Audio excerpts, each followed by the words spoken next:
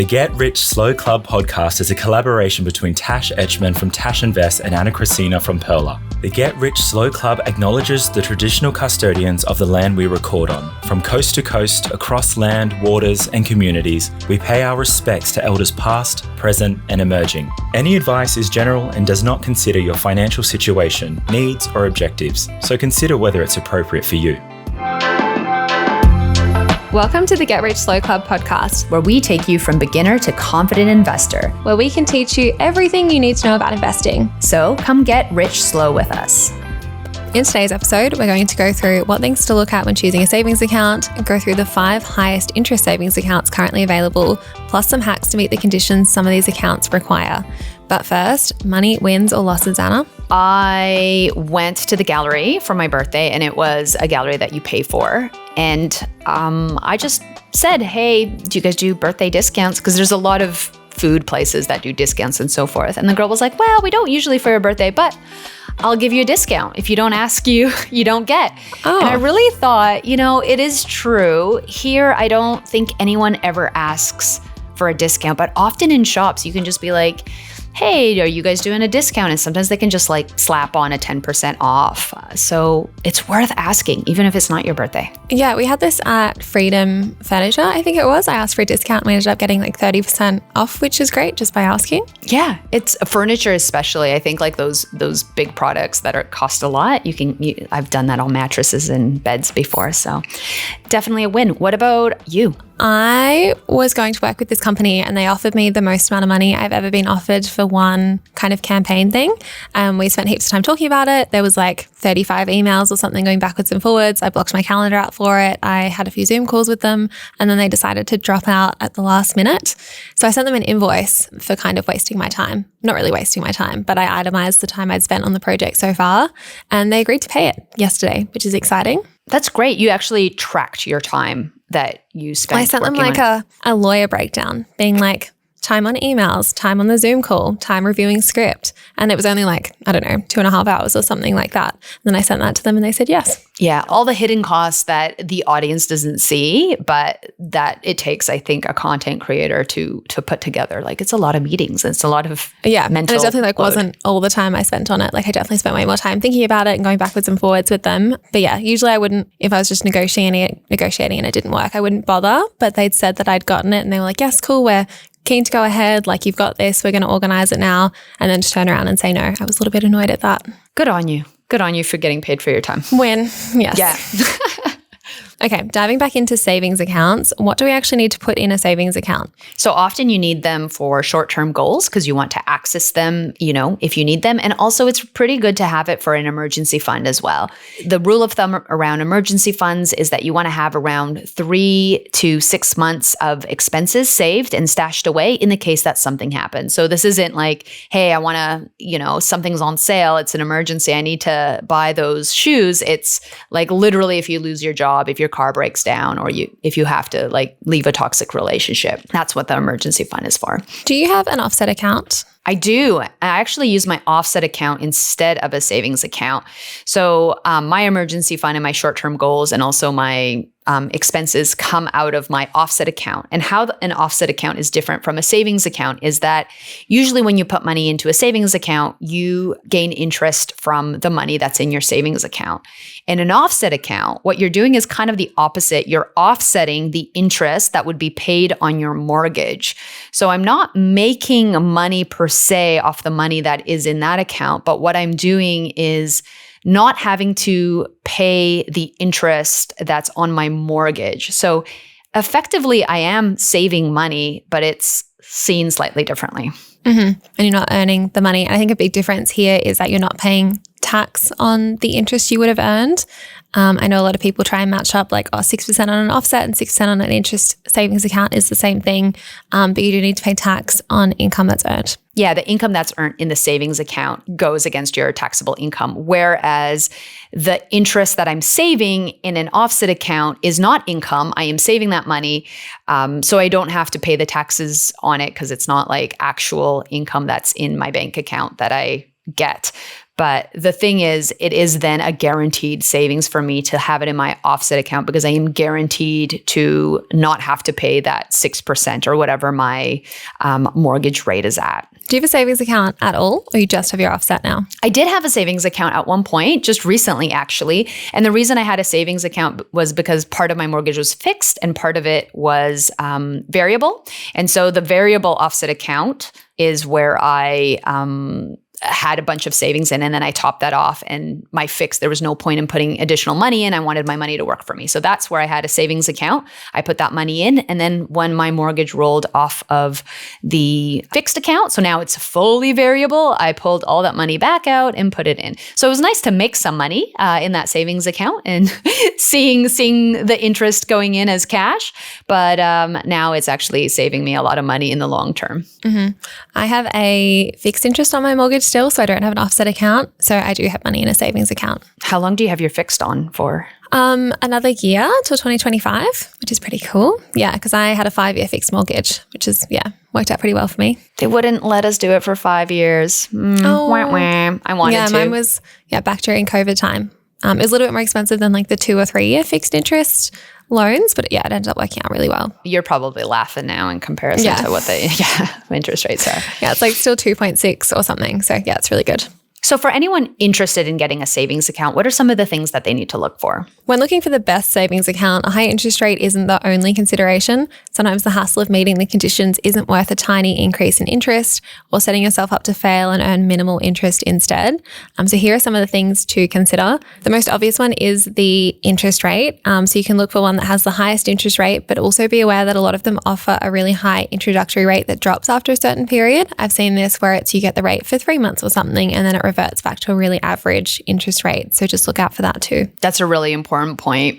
The next thing is accounting fees. So you want to check for monthly account keeping fees, transaction fees, or any other charges that could eat into your interest earning.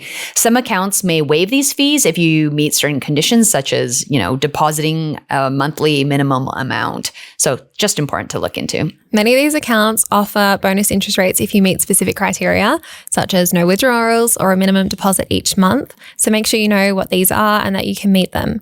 The bonus interest rate usually makes up most of the interest rate. So if you don't meet a condition that month, you'll likely only earn a really tiny % of interest. Some may also require a linked transaction account with the same bank, and this may come with fees if you don't meet other conditions. We'll talk through some examples in a moment. The next point is accessibility. So consider how easily you can access your funds. Some accounts may restrict access or charge a fee for withdrawal to encourage saving, which might not be ideal if you need regular access to your money. Or it might be good because you don't want to be tempted to use that money. Mm-hmm. Some accounts may also require that you meet a minimum balance to earn interest or to avoid fees. So ensure that you can actually meet these requirements without stretching your finances. And look at the online and mobile banking features offered with the account. Easy access can make things more convenient, but maybe you want the opposite to keep your savings hidden away. So knowing what banking features is also pretty important. I know Up is one of the most popular banking options, and it's great. It doesn't have the highest interest rate, but it's got some of the coolest features. So you've definitely got to weigh up the pros and cons there. Okay, let's go through the current top 5 accounts with the highest interest on savings accounts, but it's only at the time of recording. Bonus offers change regularly, so make sure you check out their websites for the most up-to-date information. So coming in at number 5 is Virgin Money Boost Saver at 5.35%. For bonus interest of 5%, deposit at least $1,000 into your Go account from another financial institution and make at least 5 settled purchases that month. For an extra 0.3% in interest, agree to give 32 days advance notice to unlock your account or withdraw money. So the maximum balance that you can have here is $250,000 in that bank account. I really don't like having to make at least 5 transactions to meet these criteria. Like I put most of my monthly spending on a credit card. And a while ago when I was trying to get the best interest rate possible, I was like, I can do 5 transactions. That's easy. That's like 5 coffees, or you can go to Woolies and split up your transactions. But then I found I got a bit lazy and I was forgetting to do that. So I just wasn't earning the interest rate at all. So make sure you're actually going to be able to do the 5 transactions if you want this one. I believe ING does the same thing. And I agree with you. If you're using a credit card and putting everything on it, or if you have a different if this is like a savings account for you or an emergency fund that you don't want to touch, it makes it really hard to do that. But for people who are just looking for an account to use every day, it might not be as complex. Number 4 on the list is the A&P Saver account at 5.4%. This one's a little bit easier. All you need to do is deposit at least $1,000 in the previous month and has the same maximum balance of $250,000 as well. Number 3 on the list is Move Bank Growth Saver at 5.5%. So you need to deposit at least $200, make no withdrawals in the month, and have a maximum balance of $25,000.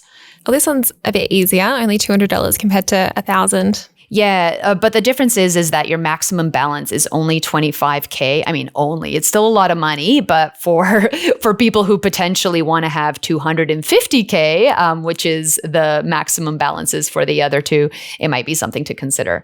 Yeah, and if you're saving for a house, for example, and you've got a house deposit goal of $50,000 or $75,000, just be mindful of this.